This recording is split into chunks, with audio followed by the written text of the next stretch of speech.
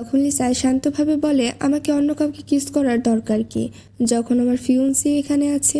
এই বলে সে লিওকে কিস করে। যখন হান ডেজিকে কিস করে তখন লিসার কিছুই হয়নি, কিন্তু এখন হানের ভেতর হিংসায় জ্বলে পড়ে যাচ্ছে। রেগে গিয়ে সে লিওকে কথা শোনাতে থাকে। লিও বলে, তোমার প্রবলেম কি? তুমি নিজের ফিউন্সিকে কিস করতে পারো, আর তাহলে আমার ফিউন্সি আমাকে কিস করতে পারবে না কেন? আর এটা তো একটা পাবলিক গেম, তাই আমি মনে করি না তুমি আমাকে কিছু বলার অধিকার রাখো। এই কথা বলে হান রাগে ফেটে পড়ে আর জায়গা ছেড়ে চলে যায়। ডেইজি তখন বুঝতে পারে ধীরে ধীরে হান তার হাতের মুঠো থেকে বের হয়ে যাচ্ছে। তাকে যেভাবেই হোক হানকে আবার নিজের দিকে টানতে হবে আর লিসা থেকে মন সরাতে হবে।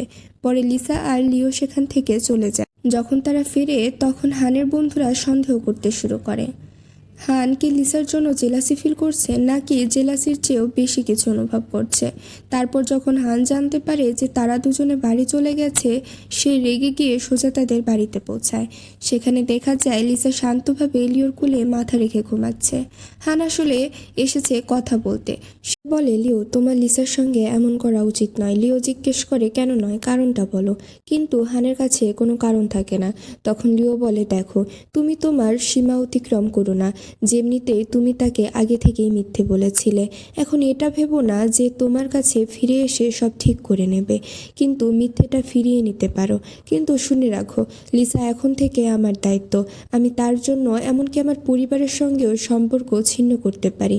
তাই কোনো সিদ্ধান্ত নেওয়ার আগে খেয়াল করো, আমি লিসাকে প্রোটেক্ট করতে প্রস্তুত আছি। কেউ তাকে স্পর্শও করতে পারবে না। হান দাঁড়িয়ে ভাবতে থাকে। ঠিক তখনই সে কিছু বলবে, লিও বলেই ওঠে, সরি, আজ না, এখন রাত হয়ে গেছে। আমাকে লিসাকে নিয়ে বেডরুমেও যেতে হবে। তুমি এখান থেকে চলে যেতে পারো। এরপর আমরা লিসা আর লিওকে দেখি। পরের সকালে লিসা একটি ডায়েরি বানিয়েছে। ডায়েরিটা সে সব কিছু লিখে রেখেছিল। লিও বলে, ডায়েরি?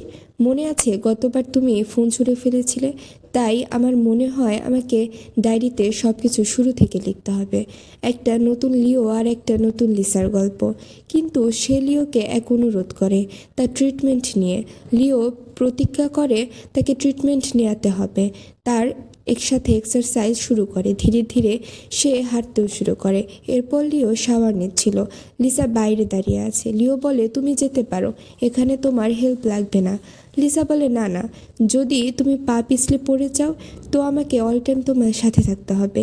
সেই লিসা কথা বলতে বলতে ভেতরে চলে আসে। লিও একটু লজ্জায় পড়ে যায়। লিসা বলে, দেখো, এখন আমার সাথে কথাটা রিপিট করো। আমরা চিরকাল প্রতিটি মিনিট প্রতিটি সেকেন্ড একসাথে থাকবো।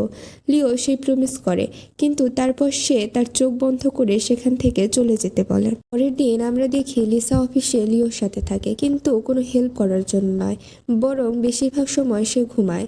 সেদিনের ফোর্থ ন্যাপ নিয়ে ওঠে। লিও বলে, এটা ভালো হবে যদি তুমি কোনো একটা রুমে গিয়ে ঘুমিয়ে যাও। রাত হলে আমি তোমাকে জাগিয়ে দেব। লিসা বলে, না না, এখন আমাদের রোম্যান্স করার সময়। ঠিক তখনই ডেইজি এসে পৌঁছায় এবং লিসাকে টেবিলের নিচে গিয়ে লুকিয়ে থাকতে হয়। ডেইজি চেয়েছিল এই অফিসে জব করতে। লিও কারণ জানতে চায়। ডেইজি কারণ ছিল, হানোই ফ্যামিলির একজন। আমাকেও ফ্যামিলির অংশ হিসেবে যোগ দিতে হলে কিছু না কিছু শিখতেই হবে। মেইনলি সে বলতে চেয়েছিল সে এখানে ফ্রিতে ঢুকতে চায়, চাকরিটা বিনা পরীক্ষায় পেয়ে যেতে চায়। এই কথা শোনায় লিও রেগে যায়। আমি কি এখানে একটা বিজনেস খুলে বসেছি সবাইকে ফ্রিতে চাকরি দেবার জন্য?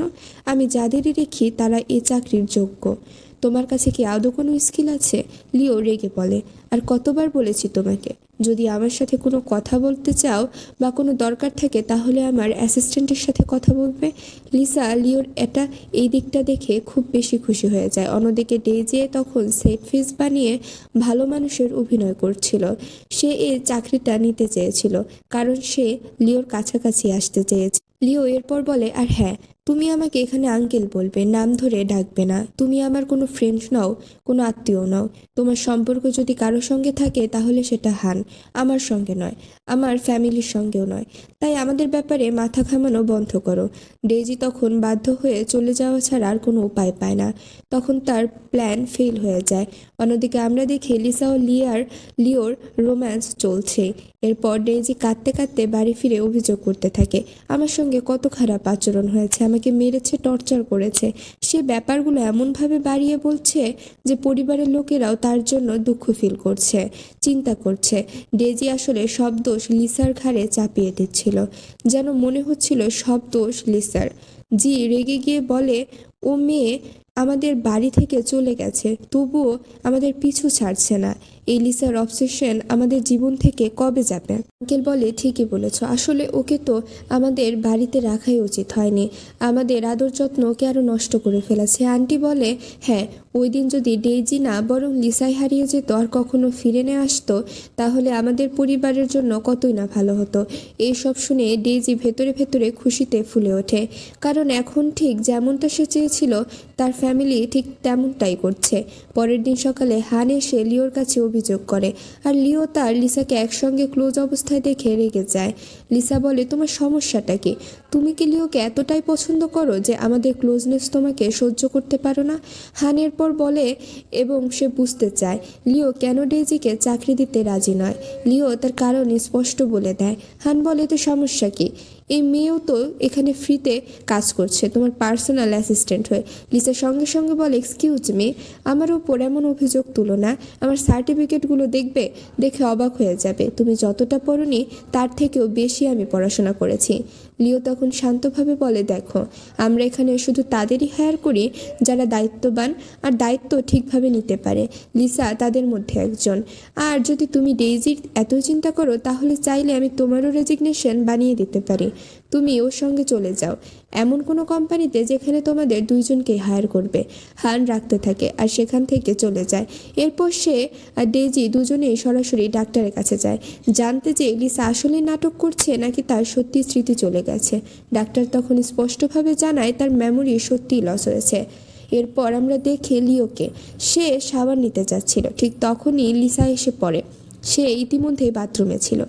লিও বলে, দেখো, বাইরে যাও, আমি নিজেই গোসল করতে পারি, এত বছর ধরে আমি তো নিজেই গোসল করেছি। লিসা হাসতে হাসতে বলে, না না, আমি তো আছি না, আমি তোমাকে সাহায্য করব। লিও বলে, দেখো, আমি তোমার ইচ্ছাটা খুব ভালোভাবেই জানি। লিসা পাল্টা বলে, তাহলে সমস্যা কি? আমি তো রেডি আছি, আর কি চাই? কিন্তু লিও বারবার তার ফিজিক্যাল রিলেশনের প্রপোজাল রিজেক্ট করছিল, কারণ সে জানতো লিজার স্মৃতি এখনও পুরোপুরি ফিরে আসেনি। আর যদি কখনো স্মৃতি ফিরে আসে, তখন সে হয়তো এসব ঘটনার জন্য রিগ্রেট করবে। এই ভেবে লিও কিছুই করতে চায়নি, বরং ওকে সে ঠেলে পাঠিয়ে দেয়। এরপর লিসা চলে যায় মিনির কাছে, সব ঘটনা খুলে বলে। মিনি বলে, সত্যি, যদি আমি ওর জায়গায় হতাম আমি তো তোমাকে ডিনাই করতাম না, আমি তো তোমাকে এঞ্জেল ভাবতাম এবং সেই সুযোগটা হাতছাড়া করতাম না। লিসা হেসে বলে, হ্যাঁ তাই না, আমিও তো তাই ভাবছি, কিন্তু বুঝি না সে আমার থেকে দূরে কেন সরে যাচ্ছে। মিনি আসলে সব কিছুই জানতো লিও আসলে খুব কাইন্ড পারসন, আর সে কখনো কারোর সঙ্গে ভুল কিছু করবে না, তাই সে সত্যিটা লিসাকে বলেনি। তারপর সে বলে, কেননা তুমি অন্য কোনো ট্রিক ইউজ করে দেখো, যদি এতেও তোমার ওপর একটু ইমপ্রেস হয়। ঠিক তখনই ডেইজি আর হান এখানে আসে। ডেইজি লিসাকে বলতে আসে, আমি তো চাই তোমার মেমোরি ফিরে আসুক, কিন্তু হান বলে এর মেমোরি ফিরে না আসাই ভালো। ঠিক তখনই লিসার মাথায় অনেক পেইন হতে শুরু করে, এত তীব্র যে সে সহ্য করতে পারছিল না। কিন্তু হঠাৎই লিওর কথা মনে পড়ে এবং তার মাথা ব্যথা উধাও হয়ে যায়। তারপর লিসা এমনভাবে ডেইজি আর হানকে জবাব দেয় যে তারা রাখতে রাখতে সেখান থেকে চলে যায়। এরপর লিসার বাড়িতে আসে, তখন দেখে লিও বুঝে ফেলে নিশ্চয়ই কিছু একটা ঘটেছে। লিসা কিছুই বলতে চায়নি, কিন্তু শেষ পর্যন্ত আবেগে ভেঙে পড়ে কেঁদে ফেলে আর তাকে জড়িয়ে ধরে বলে, আমি আমার পুরনো স্মৃতি মনে করতে চাই না, আমি এখন তোমার সাথে সুখী আছি, আমি চাই না কিছুই আমার জীবনে আসুক। লিও তাকে সান্ত্বনা দেয়, দেখো, তুমি শুধু ওভার থিঙ্কিং করছো, কিছুই হবে না। কিন্তু তার মনের মধ্যে তখন ফিরছে সেই অতীতের দৃশ্যগুলো, যখন লিসা হানের জন্য পাগল হয়ে গিয়েছিল, এমনকি নিজের প্রাণও দিতে চেয়েছিল, কারণ হান তাকে কোনো গুরুত্বই দিচ্ছিল না। তখন লিওই ছিল সে লিসাকে বাঁচিয়েছিল, আজও সে এটা জানে না। তারপর ডাক্তার আসে লিসার ডেইলি চেক আপের জন্য। লিসা ডাক্তারকে বলে আমার মাথায় মাঝে মাঝে খুব ব্যথা হয়। ডাক্তার বলে দেখুন, যদি বিশেষ কোনো গুরুত্বপূর্ণ না থাকে তাহলে আপনার নিজের ব্রেনে চাপ দিবেন না। মনে করার দরকার নেই। আপনার মেমোরি ফিরে আসে কি আসে না সেটা গুরুত্বপূর্ণ নয়। গুরুত্বপূর্ণ হলো আপনি শারীরিকভাবে সুস্থ আছেন কিনা। বলেই ডাক্তার চলে যান। এরপর লিও বলে দেখো, যদি তুমি সত্যি তোমার স্মৃতি ফিরে পেতে চাও তাহলে তাতেও আমি তোমাকে সাহায্য করব। লিও বলে তুমি নিজের ওপর বেশি চাপ দিও না, কারণ এতে তোমার ব্রেইনে অতিরিক্ত চাপ পড়তে পারে। আমরা চাইলে এখানে সাইকোলজিক্যাল সাহায্য নিতে পারি আর ডাক্তাররাও ডেকে আনতে পারি। আমি তোমার জন্য সেরা টিমকে এখানে আনবো। তখন লিসা বলে না, এখন আমি নিজের দিকে না, তোমার দিকে ফোকাস করতে চাই। আমি সত্যিই চাই যে আমরা একসাথে স্কেটিং, সাইকেলিং, রানিং করতে পারি। প্রতিদিন সকালে একসাথে হাঁটতে যেতে পারি। আমরা একটা পোষা কুকুরও রাখবো যার প্রতিদিন সন্ধ্যায় ওর সাথে হাঁটতে যেতে পারি। লিও ওর এই চাওয়াগুলো শুনে মনে মনে শুধু এটা ভাবতে থাকে, ইস, যদি এইসব সত্যি হয়ে যেত তাহলে আমার জীবনটাই বদলে যেত। তারপর আমরা দেখি একটা গুরুত্বপূর্ণ মিটিং যেখানে হান তার প্রজেক্ট সবার সামনে প্রেজেন্ট করছে। কিন্তু হঠাৎ লিসা এসে হানের প্রজেক্টে খুঁত ধরতে শুরু করে, সমালোচনা শুরু করে। লিসার কথাগুলো সবাই একমত হয়ে শুনতে থাকে, এমনকি নোটও করে। এতে হান খুব রেগে যায়, কিন্তু লিও সিদ্ধান্ত জানায় এখন থেকে এই প্রজেক্টের দায়িত্ব লিসা নেবে। ও হবে নিউ টিম লিডার। এই সিদ্ধান্তে হান মনে মনে ক্ষুব্ধ হয়ে যায়। আজও ও আমার প্রেজেন্টেশন ছিনিয়ে নিয়েছে, কাল হয়তো আমার পজিশনটাও কেড়ে নেবে, আমার কোম্পানি থেকে বের করে দেবে। তারপর হান ফোন করে ডেইজিকে, বলে যাতে সে এই এগ্রিকালচার প্রজেক্টে অংশ নেয়। এদিকে ডেইজিও বাড়িতে সবাইকেই খবর জানায় আর সবাই খুব এক্সাইটেড হয়ে পড়ে। এদিকে লিসা নিজে চলে যায় ফার্মারদের কাছে প্রজেক্টটা বাস্তবে কেমন তা বুঝতে। সে তাদের সঙ্গে ফ্রেন্ডের মতো মিশতে থাকে, কথা বলে, একসাথে কাজও করে। এমনকি সে একটা লাইভ স্ট্রিম শুরু করে যেখানে সে সকাল থেকে রাত পর্যন্ত ফার্মারদের সঙ্গে কাজ করে, কষ্ট করে। আর লাইভের ভিডিওতে প্রচুর ভিউ আসতে শুরু করে। এটা দেখে লিও প্রাউড ফিল করে। কিন্তু এরপর ডেইজি লিসাকে নকল করতে শুরু করে। সে ঘরে একটা সেট আপ বানায় যেন সে আসলেই ফার্মারদের খামারে গিয়েছে। ধীরে ধীরে মানুষ লাইভের চ্যাটে দুজনের তুলনা করতে শুরু করে। সবাই বুঝে ফেলে ডেইজি আসলে শুধু প্রচার চায়, সাহায্য নয়। ফলে সবাই ডেইজির লাইভ ছেড়ে লিসার লাইভে ফোকাস করতে থাকে। দেখে ডেইজির বাবা মা ও আত্মীয়রা লিসাকে ফোন করে বকতে থাকে। লিসা কলটা কেটে দেয়, কিন্তু নিজের ভুল ঢাকতে ডেইজির দোষটা লিসার উপর চাপিয়ে দেয়, যাতে সবাই ভাবে ও কত ভালো, কত ক্যাপেবল মেয়ে। যখন হান আসে তখন সে আবার ভিকটিম কার্ড খেলে, যেন সেই বেচারি। তখন হান তাকে বলে চিন্তা করো না, আমরা সব ম্যানেজ করে নেব।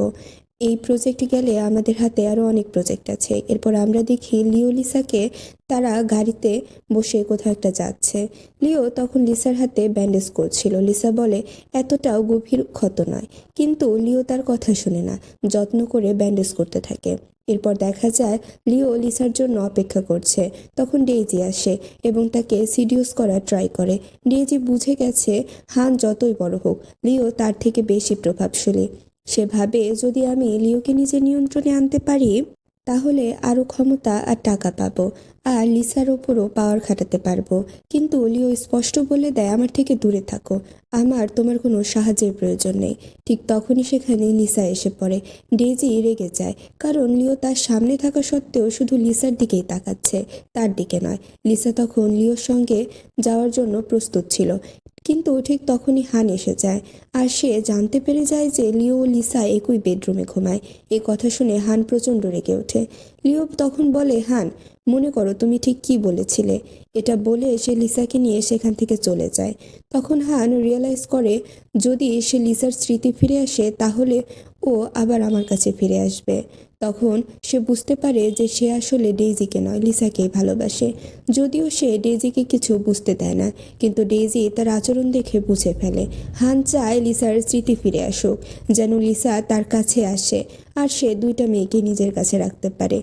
এরপর আমরা দেখি কিছু ফার্মার ডেইজিকে ধরে মারতে আসে, কারণ সে তাদের ঠকিয়েছিল। তখন লিসারও একটা লাঠি লাগতে যাচ্ছিল, কিন্তু ঠিক তখনই লিও হুইল চেয়ার থেকে উঠে তাকে বাঁচায়। মানে লিসার পরিশ্রম সফল হয়। তবে এই ধাক্কায় লিসার পেটে প্রচুর প্রেসার পড়ে আর সে সেন্সলেস হয়ে পড়ে। হাসপাতালে এসে ধীরে ধীরে তার সব স্মৃতি ফিরে আসে। অন্যদিকে ডেইজি তখনও সব দোষ লিসার ওপর চাপাচ্ছিল, কিন্তু ঠিক তখনই লিসা নিজেই সেখানে এসে উপস্থিত হয়। সবাই তার উপর চিৎকার করছে আর তখনই লিসা বলে, আপনারা জানেন না আসলে কার মেয়ের জন্য লড়াই করছেন আপনারা। তারপর লিসা সত্যিটা ফাঁস করে দেয়, ডেইজি আসলে এক হিউম্যান ট্রাফিকারের মেয়ে। যে মানুষটা তাকে লুকানোর চেষ্টা করেছিল সেই আসলে অপরাধী। লিসা বলে, বিশ্বাস না হলে ডিএনএ টেস্ট করতে পারেন, কিন্তু খেয়াল রাখবেন টেস্টের সময় সামনে থাকবেন, কারণ এই মেয়ে এত চালাক যে রিপোর্টও বদলে ফেলতে পারে। এরপর সে প্রমাণ দেখায়, ডেইজির ছবি আর ভিডিও, যেখানে স্পষ্ট দেখা যায় যে সত্যি সে পাচারকারীর মেয়ে। সবাই সত্যিটা বুঝে ফেলে। তখন হানও বুঝে যায়, আমি কত বড় বোকা ছিলাম যে এমন একটা মেয়ের পেছনে ছুটছিলাম। হান আর ডেইজি নিজেদের মধ্যে ঝগড়া শুরু করে দেয়। এদিকে লিসার পরিবার তার কাছে ক্ষমা চায়, কিন্তু লিসা তাদের ক্ষমা করে না। সে বলে, তোমরা আমাকে এত বছর ধরে যেমন ব্যবহার করেছো তাতে পরিষ্কার বুঝেছি তোমরা আমার পরিবার হতে পারো না। রক্তের সম্পর্ক থাকলেও এই সম্পর্ক আমি আর চাই না। সে পরিবার থেকে সব সম্পর্ক ছিন্ন করে চলে যায়। হান তার থেকে সুযোগ চাইতে থাকে, কিন্তু লিসা স্পষ্ট বলে, তোমাকে তোমার কাজের শাস্তি এখন ভোগ করতে হবে, সেটা ভালোভাবে সহ্য করো। তারপর দেখা যায় লিও জানতে পারে যে লিসার স্মৃতি ফিরে এসেছে। সে বুঝে নেয় এখন লিসার আর তার প্রয়োজন নেই। 5 দিন পরে লিসা আবার হাসপাতালে ফিরে আসে এবং চিৎকার করে বলে, তোমার প্রবলেম কি? 5 দিন ধরে বলছো সে ভালো নেই, আমাকে দেখাও করতে দিচ্ছ না। এখন তো ঠিক আছে, এখন আমি ওকে দেখতে যাব। সে জোর করে ভেতরে ঢোকে আর দেখে লিও একদম সুস্থ আছে। লিসা রেগে গিয়ে তাকে বকা দিতে থাকে। লিও বলে, সরি, তোমাকে মিথ্যে বলেছিলাম।